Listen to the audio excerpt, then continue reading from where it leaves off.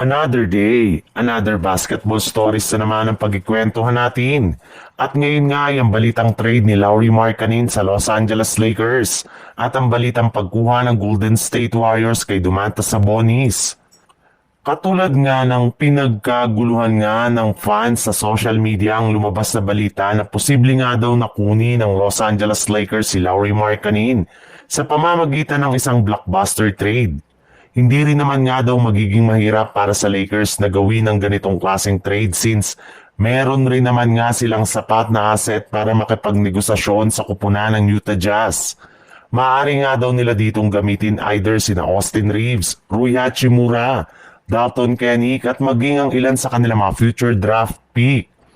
Napakalaki rin naman nga daw ng potensyal ni Lauri Markkanen bilang isang big man na maaari nilang ipalit sa pwesto ni LeBron James kapag tuluyan na nga na magretiro sa NBA sa mga susunod na taon. May lumabas rin naman ngang balita ngayong araw na mismo ang Jazz na nga ang nagsabi na open na nga daw ang kanilang front office na i-trade ngayong season si Lauri Markkanen. Kaya pagkakataon na nga ito ng Lakers para makuha siya sa darating na trade deadline. Sa ibang balita naman, dahil nga sa patuloy na pagkatalo ng Sacramento Kings na mga nagdaang araw ay unti-unti na rin naman ngang nawala ng pasensya ang kanilang kupunan, especially ang kanilang front office.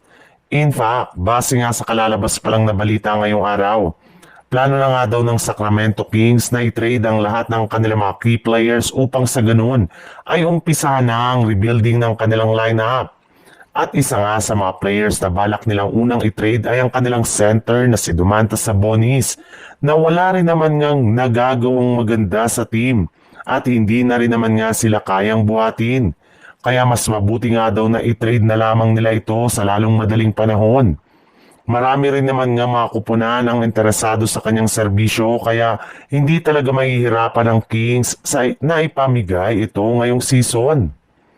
At isa nga sa mga team na posibleng kumuha sa kanya ngayon ay ang Golden State Warriors na matagal ng target na makuha si Domantas Sabonis. Willing rin naman nga ang Golden State Warriors na i-offer sa Kings si Jonathan Kuminga basta't makuha lamang nila si Sabonis as soon as possible.